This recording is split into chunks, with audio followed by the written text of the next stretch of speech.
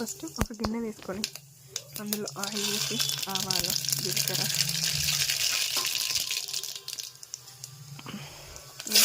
ఇంట్లో పచ్చిమిర్చి ఉల్లిగడ్డ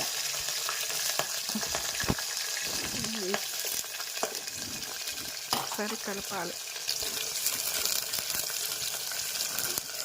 మంచిగా వేయాక అందులో కచ్చ దంచుకున్న వెల్లుల్లి వేసి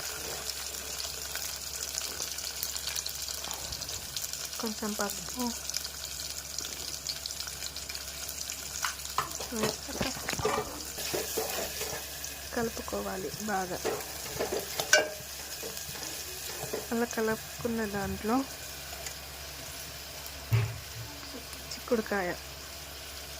చిక్కుడుకాయను వేయాలి. ఇక్కడ మేము 1/2 కిలో చిక్కుడుకాయ తీసుకున్నాము.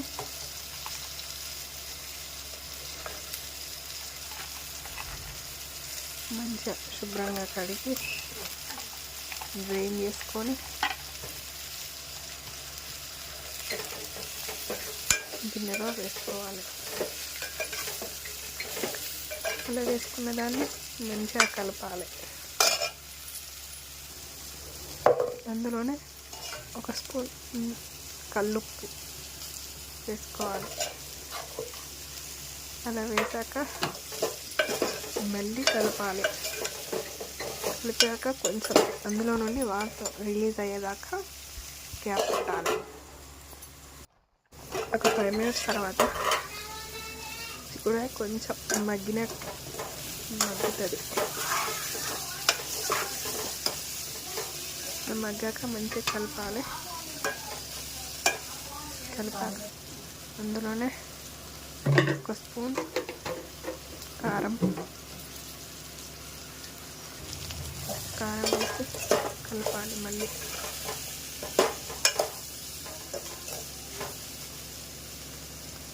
వేసాక వాటర్ అట్లా 1 టీ స్పూన్స్ వేయాలి.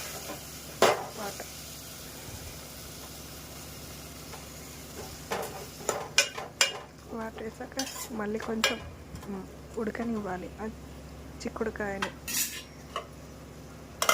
ఇప్పుడు క్యాప్ పెట్టి ఒక 5 మినిట్స్ తర్వాత తీసి చూస్తే చిక్కుడుకాయ వేసి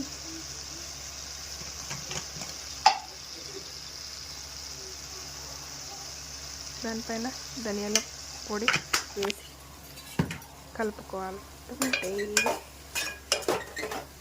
చిక్కుడుకాయ కర్రీ రెడీ.